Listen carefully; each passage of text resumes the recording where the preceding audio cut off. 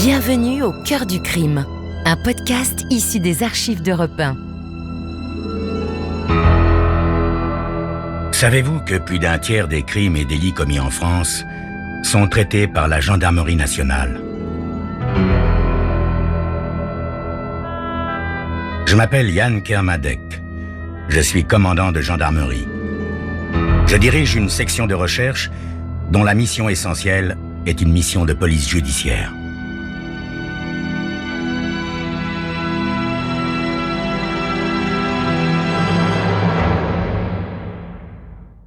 L'histoire que je vais vous raconter est une histoire vraie. Tous les faits sont réels et se sont déroulés en France. Seuls, les noms des personnes et des lieux ont été changés.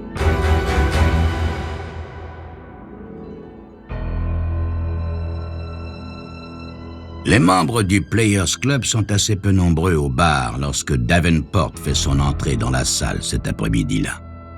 Et pourtant, il fait une entrée dramatique. Il traverse la pièce, va droit au comptoir sans regarder personne et demande à boire à Eddie. Mais le jeu de tric-trac s'interrompt, ce qui est rarissime au Players Club. Un des joueurs lève les yeux, regarde qui entre de la sorte, puis se remet au jeu mais manque son coup. Son adversaire, à son tour, manque son coup. Ni l'un ni l'autre ne jure. C'est inouï.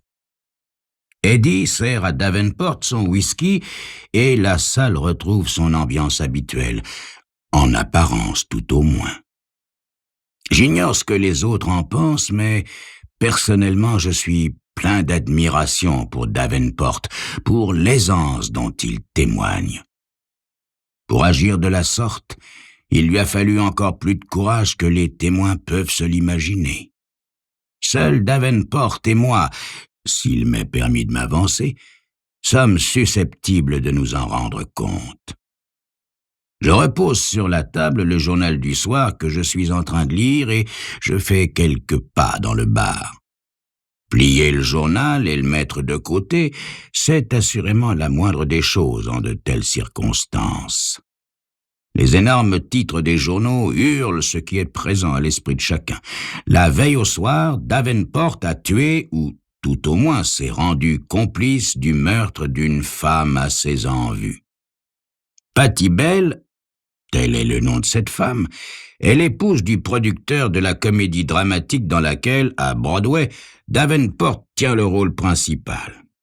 On peut dire que ce jeune et extrêmement beau garçon, Melvin Davenport, a sa carrière de comédien assurée depuis le jour où Bell l'a choisi pour le rôle-titre de Premier après Dieu.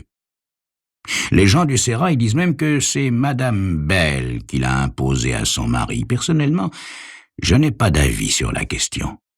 Je sais seulement que Dave est parfait pour tenir le rôle et, si je me permets d'être si formel sur ce point, c'est parce que c'est moi qui suis l'auteur de la pièce. Je vais donc jusqu'au comptoir devant lequel Dave se tient seul et quand le barman lève les yeux, je lui indique le verre de Dave en lui disant « La même chose, Eddie ». Il me regarde d'un air étonné. « Un double whisky ?» Il me connaît habitué du sherry sec. « Un double whisky, j'ai dit, sec et sans commentaire, bougre d'Irlandais. » Eddie sourit. Rien ne l'amuse tant que d'engueuler les membres du club et il se sent brimé si on ne le charrie pas de temps en temps. Quoi qu'il en soit, la veille, après la représentation en matinée, Davenport se trouve chez Mardy en compagnie de Patti Bell. C'est une femme qui a été très jolie et qui a encore beaucoup de charme malgré ses 45 ans, ce qui lui fait tout de même 20 ans de plus que Davenport. Howard Bell fait irruption dans l'établissement alors qu'ils sont attablés. Ce matin, les journaux ont eu la possibilité, et visiblement ils ne s'en sont pas privés, de relater dans les moindres détails l'atmosphère animée qui régnait la veille chez Mardy, le restaurant à la mode où se retrouvent de nombreuses personnalités du monde du théâtre auxquelles appartiennent les protagonistes. Pour une fois, la police n'a pas été en peine de témoin. Hier soir, donc, on vient juste de servir à Dave et Patty les expressos qu'ils ont commandés, quand Howard paraît et s'avance jusqu'à eux. Il se penche par-dessus la table et murmure quelque chose à mi-voix à sa femme. Les tables voisines ne comprennent pas ses paroles. Bientôt, Dave se lève et, à son tour, prononce une phrase à voix basse. Belle sort alors un papier de sa poche et le jette sur la table. Dave dit encore un mot et Belle, manifestement furieux, répond, mais avant de se ruer sur Dave. Ce qui se passe ensuite paraît d'autant plus extraordinaire que c'est très rapide. Il semble que le papier que Belle jette sur la table a été écrit de la main de sa femme. L'écriture sera en effet soumise ultérieurement à un expert graphologue de la police, bien qu'elle n'aura jamais été contestée du point de vue de son authenticité. Le texte en est « Aujourd'hui, chez Mardi, dès la chute du rideau. Ce sera le moment, mon chéri, c'est important. » Avec ce papier, il y en a un second dactylographié et adressé à Belle. Dès la fin de la représentation, Davenport s'est rendu directement chez Mardi, qui est le lieu de son rendez-vous habituel avec Patty. Il n'a même pas pris le temps de se changer. Il porte la veste de tweed et le pantalon de flanelle qui composent sa tenue au dernier acte de la pièce. Il n'a pris que le temps de revenir saluer 2 fois le public et le remercier de ses acclamations. Il s'est précipité dans sa loge pour se démaquiller et il a couru au restaurant qui fait le coin de la rue. Par voie de conséquence, il a dans la poche de son veston le pistolet chargé à blanc qu'il utilise au dernier acte de Premier après Dieu en tirant par une fenêtre ouverte un coup en direction d'un rôdeur trop curieux, comme chacun sait. Lorsque Howard Bell vient à notre table et commence à m'injurier, déclare Dave au Daily News quelques instants plus tard, ma seule intention est de le faire taire. Sa femme et moi, nous sommes seulement bons amis.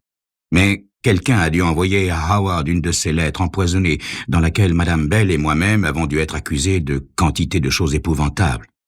Et, joint à cette lettre, il doit y avoir ce bout de papier qui précise où et quand nous devions nous rencontrer aujourd'hui. Howard est fou furieux. Manifestement, il a perdu tout contrôle de lui-même.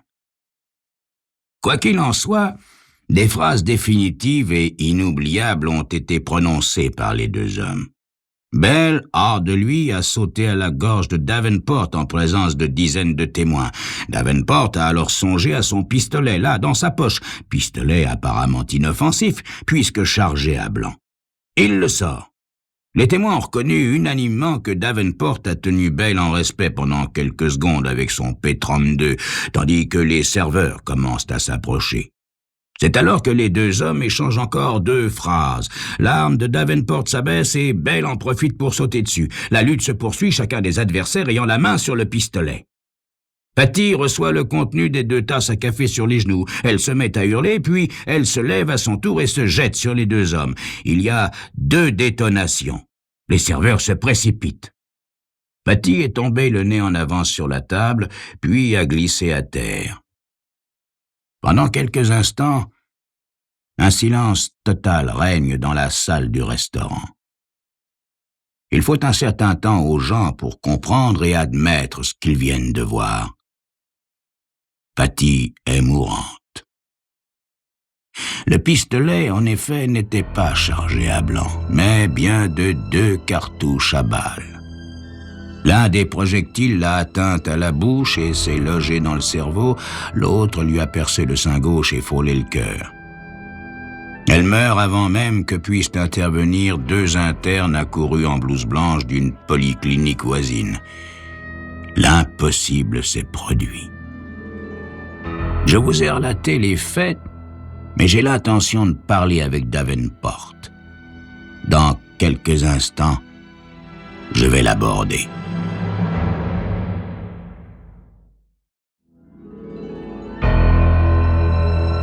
J'ai été témoin hier, comme des dizaines de personnes, de la mort de Patty Bell. Elle est attablée dans un restaurant avec Davenport, qui tient le premier rôle de la comédie produite par son mari, Howard Bell, quand ce dernier fait irruption, manifestement furieux et brandissant une lettre. Davenport, pour le faire taire, sort le pistolet dont il se sert en scène. Alors que les hommes se disputent l'arme, 2 coups partent et tuent Patty Bell. Ce matin, à côté de moi, au bar du Players Club, Davenport est en train de consommer son whisky. Davenport vide son verre et le repousse vers le barman en lui disant la même chose. Eddie le sert immédiatement. Davenport me jette un regard pour la première fois. Je lui dis « À votre santé ». Son verre, qu'il tend amicalement vers le mien, est seul à répondre. Les yeux de Dave sont sombres et très las. Je finis mon verre et le tends à nouveau à Eddie. Puis je dis à Davenport « Personne ne songe à vous incriminer. Ce sont des hasards malheureux. Nous savons tous que vous devez être torturé, mais tentez de vous rendre compte que des accidents comme celui-ci arrivent tous les jours. Personne n'est responsable. » Il est tout à fait exact que personne ne songe à l'incriminer. Bell et lui ont été longuement interrogés par la police. Les journaux du matin ont publié les conclusions unanimes des experts médicaux, des inspecteurs de la 16e brigade et de la direction des affaires criminelles. L'affaire est classée comme meurtre accidentel. C'est l'aboutissement d'une malheureuse coïncidence. Davenport et Bell ont été l'un et l'autre relâchés avant l'aube. L'enquête a en effet révélé un concours incroyable de circonstances. Le pistolet que Dave utilisait dans la pièce était chargé avant chaque représentation par le chef magasinier du théâtre. Ce chef magasinier a dû récemment commander à nouveau un réapprovisionnement de cartouches à blanc, c'est-à-dire 6 cartons de 50 cartouches. Or, parmi ces 6 cartons, on lui a manifestement livré un carton de cartouches à balles. La police a retrouvé ce carton dans le magasin des accessoires du théâtre. De sorte que lorsque Dave a fait feu avec le pistolet au cours de la scène finale de cette représentation-là, il a tiré une cartouche à balles. L'examen du mur de briques du théâtre l'a confirmé. Bien entendu, personne n'a remarqué sur le moment le petit trou que la balle avait fait dans la toile de fond du décor. Patty Bell est donc morte à la suite d'un accident invraisemblable qui est venu se greffer sur une dispute entre son mari et son ami. Dispute que rien ne justifiait. Eddie s'est éloigné et ne peut plus nous entendre. Je m'approche alors de Davenport et je lui demande, très tranquillement, « Qu'est-ce qui vous a incité à la tuer, Dave ?» Un imperceptible resserrement de ses narines, il a un nez merveilleusement sculpté, m'indique que je n'ai pas tort. Cela ne me cause aucune surprise. J'ai déjà deviné la vérité. Vous aussi, d'ailleurs, j'en suis sûr.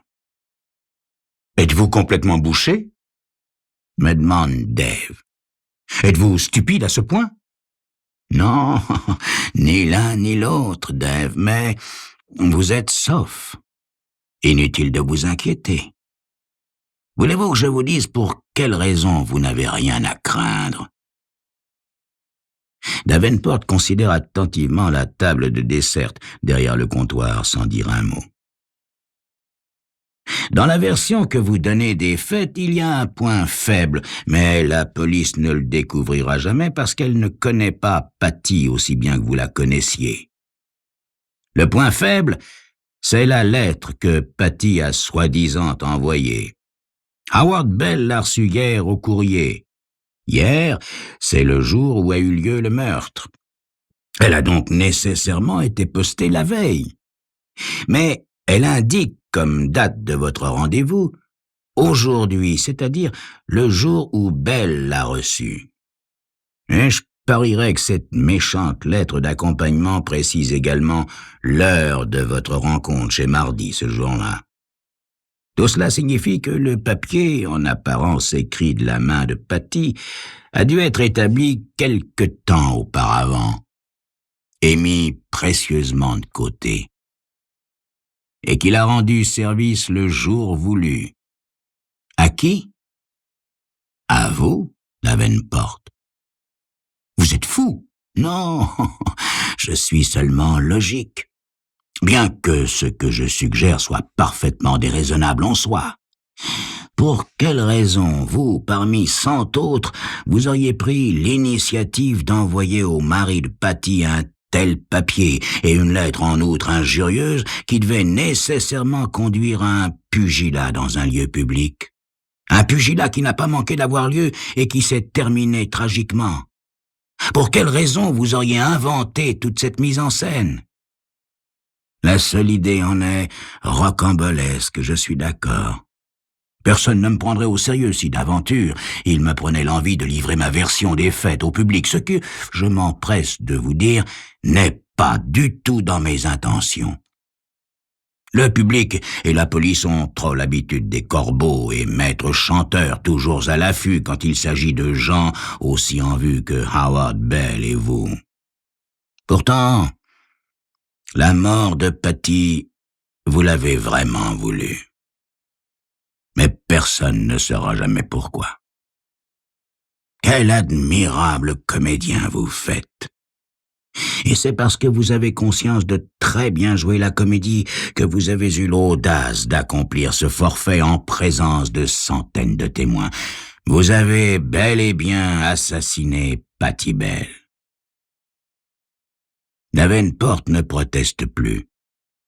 Il m'écoute, la tête penchée au-dessus du comptoir. Admettez provisoirement cette hypothèse aussi invraisemblable qu'elle paraisse, et tout colle parfaitement. Vous avez trouvé sans mal l'occasion de substituer un carton de cartouche à blanc qui était dans le magasin, de sorte qu'on a pu vérifier la présence de balles réelles parmi les autres lorsqu'on a procédé à l'enquête. Contrairement à ce que la police a pensé, le magasinier ne s'est pas trompé en chargeant le pistolet. C'est vous qui avez remplacé dans l'arme les cartouches à blanc par des cartouches à balles, et vous seul qui étiez en mesure de le faire. Qui pouvait être sûr que la balle réelle tirée sur scène ne blesserait personne? Seulement vous, qui deviez manier l'arme et faire feu. Mais comment? Pourquoi êtes-vous persuadé d'en savoir si long, cher ami? Parce que je sais qui avait intérêt à la disparition de Patty. Je sais, et vous savez. Mais la police ne l'apprendra jamais. Patty était une femme impossible à satisfaire, qui jouait avec les hommes comme un fumeur occasionnel tire des bouffées de cigarettes. Elle était incroyablement exigeante. Cela me ramène à ma question du début. Qu'est-ce qu'elle exigeait de vous et que vous ne vouliez pas lui accorder? Le mariage, peut-être? L'acquiescement de Davenport est à peu près imperceptible. Ah, je le pensais bien. Vous aimez votre métier, et pour l'assurer, vous étiez prêt à faire un petit bout de chemin avec la femme du metteur en scène, mais vous aimez aussi votre femme et vos enfants. Vous ne pouviez pas admettre que Patty puisse exiger de vous que vous vous priviez de ce qui compte le plus pour vous. Étant comédien, vous avez imaginé une mise en scène très compliquée et savante pour supprimer Patty. Un vaudeville tragique. D'abord, attirer le mari dans une querelle en lui adressant une lettre anonyme, puis en le provoquant par-dessus la table. Ensuite, c'est du grand art. Sortir de votre poche comme par réflexe un pistolet que vous savez être chargé. Laisser le mari en colère se battre pour la possession de cette arme et puis, parce que vous êtes plus jeune et plus fort, agir sur la détente 2 fois de suite au moment où vous estimez le canon correctement pointé. Qui pourrait jamais supposer que toute l'affaire n'est pas due au plus pur des hasards, surtout quand les faits se déroulent en présence d'une centaine de témoins. Mais dites-moi, cher monsieur, qu'est-ce qui vous a réellement mis sur cette voie?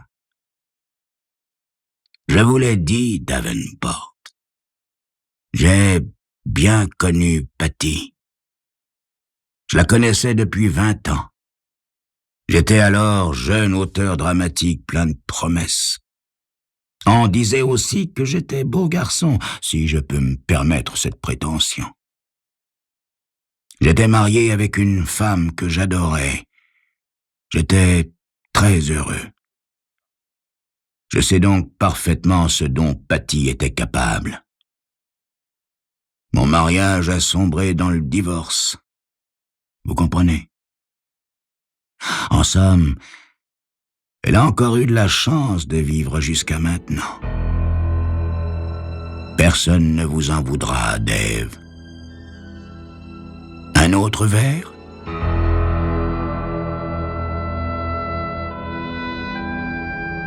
Vous venez d'écouter Au cœur du crime, un podcast issu des archives d'Europe 1. Réalisation Julien Tarot. Production Raphaël Mariat. Patrimoine sonore Sylvaine Denis, Laetitia Casanova et Antoine Reclus. Promotion Marie Corpet. Au cœur du crime est disponible sur le site et l'appli Europe 1. Écoutez aussi l'épisode suivant en vous abonnant gratuitement sur votre plateforme d'écoute.